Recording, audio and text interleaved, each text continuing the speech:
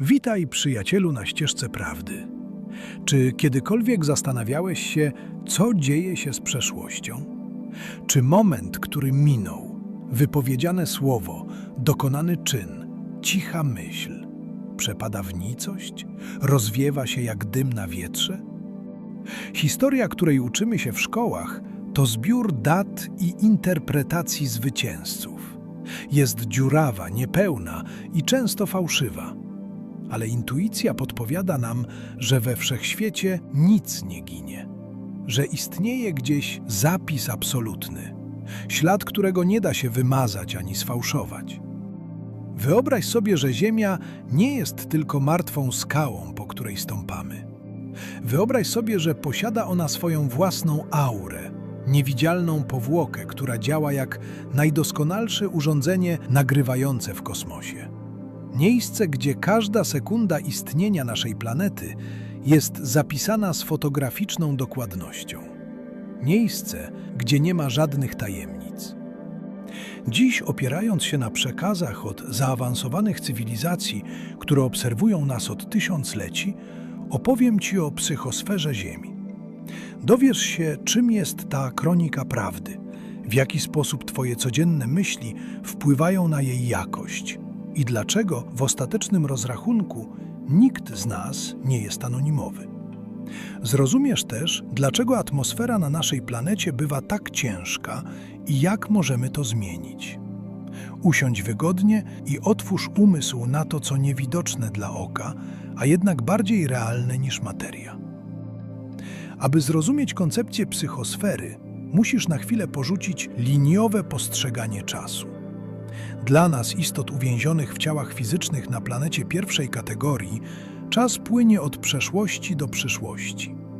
Ale z perspektywy wyższych wymiarów, czas jest raczej krajobrazem, który można obserwować z góry. Według starożytnej wiedzy i przekazów od naszych gwiezdnych braci, każda planeta posiada wokół siebie specyficzną otoczkę wibracyjną. Można ją nazwać psychosferą. To nie jest chmura gazu czy pole magnetyczne, jakie badają nasi naukowcy. To pole subtelnej energii, które pełni funkcję gigantycznej biblioteki lub, używając nowocześniejszego porównania, kosmicznego dysku twardego o nieskończonej pojemności. Czym charakteryzuje się psychosfera?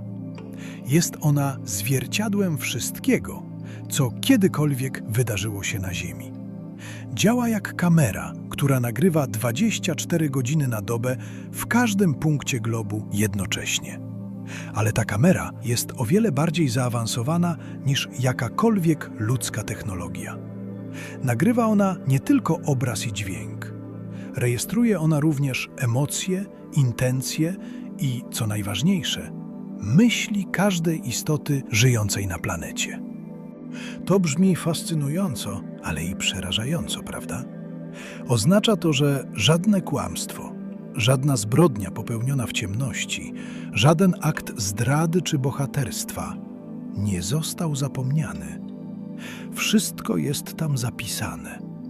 Prawdziwa historia ludzkości, od czasów zaginionych cywilizacji, przez życie wielkich proroków, aż po Twoje wczorajsze śniadanie, istnieje w psychosferze jako żywy hologram. Istoty z wyższych poziomów rozwoju, które potrafią dostroić swoje wibracje do tej częstotliwości, mogą wejść w psychosferę i obejrzeć dowolne wydarzenie z przeszłości, tak jakby działo się ono teraz. Mogą stanąć obok Jezusa wygłaszającego kazanie na górze i poczuć pył tamtej drogi. Mogą zobaczyć prawdziwe przyczyny wojen, które w podręcznikach są opisywane zupełnie inaczej. Dla nich historia nie jest kwestią wiary czy interpretacji. Jest naocznym faktem. Ale psychosfera to nie tylko archiwum przeszłości. To żywy organizm, który reaguje na nas w czasie rzeczywistym. I tu dochodzimy do najważniejszego punktu, który dotyczy bezpośrednio Ciebie. Jesteś nadajnikiem. Twój mózg i Twoje serce nieustannie emitują fale. Każda Twoja myśl jest impulsem energii, który opuszcza Twoje ciało i trafia prosto do psychosfery. Jeśli myślisz z miłością, współczuciem i spokojem, wysyłasz w światło jasną i wysoką wibrację. Czyścisz atmosferę planety. Jeśli jednak, co niestety jest dominujące na Ziemi, emitujesz strach, złość, zazdrość, nienawiść czy pożądanie, wysyłasz tam ciężką i ciemną energię. I teraz spójrz na naszą planetę z szerszej perspektywy. Miliardy ludzi, miliardy umysłów, które każdego dnia martwią się o pieniądze, boją się wojny, zazdroszczą sąsiadom, knują intrygi polityczne lub cierpią z powodu chorób.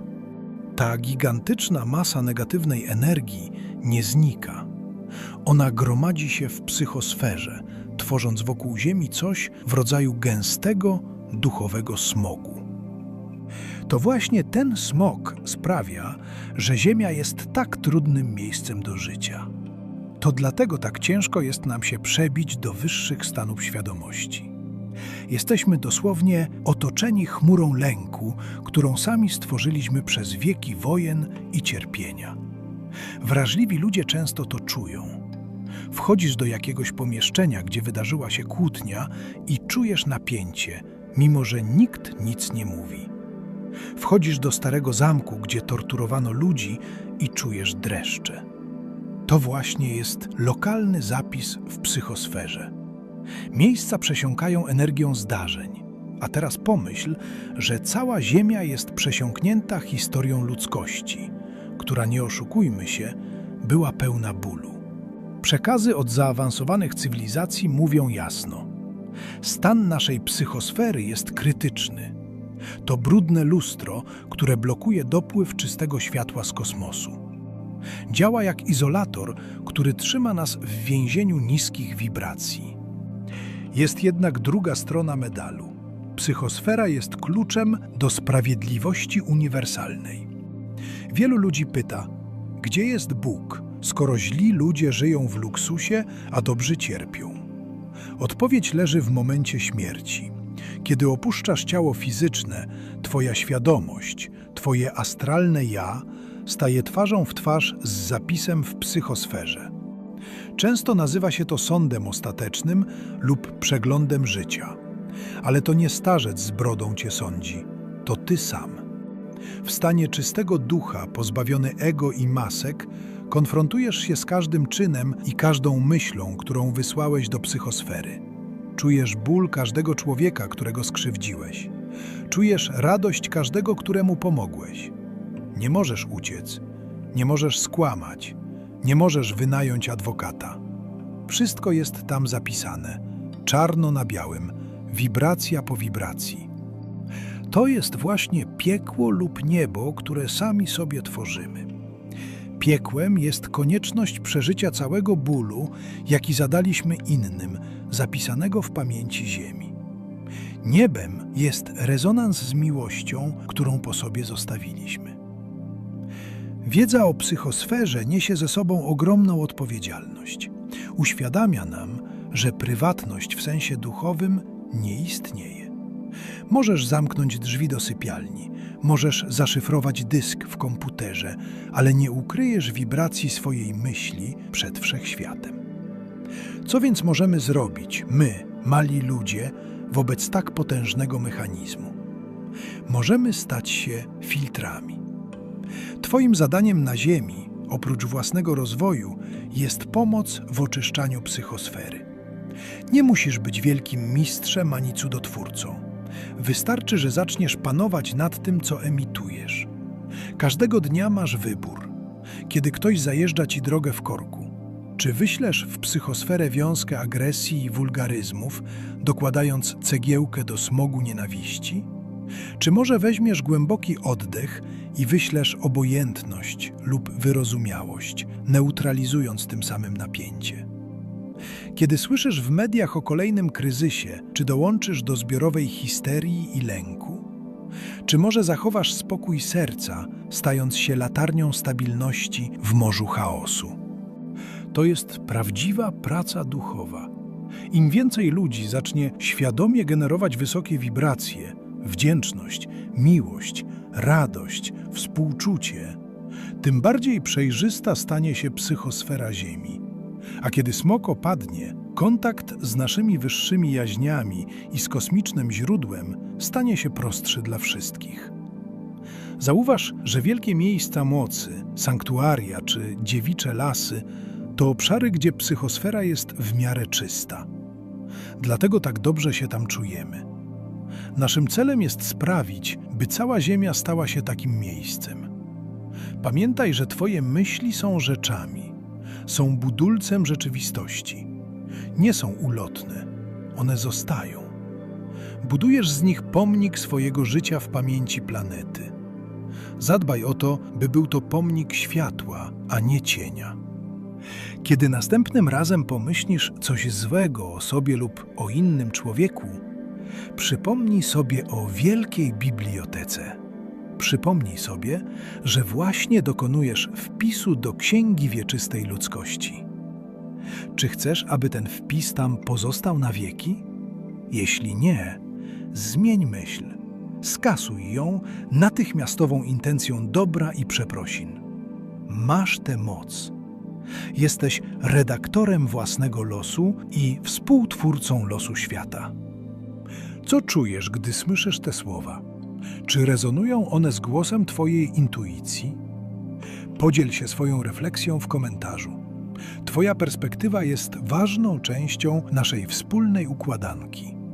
Jeśli pragniesz dalej kroczyć tą ścieżką i odkrywać zapomnianą prawdę o wszechświecie oraz własnej duszy, zasubskrybuj ten kanał i dołącz do nas na stałe. Razem idziemy ku światłu. A tymczasem do usłyszenia w kolejnej lekcji.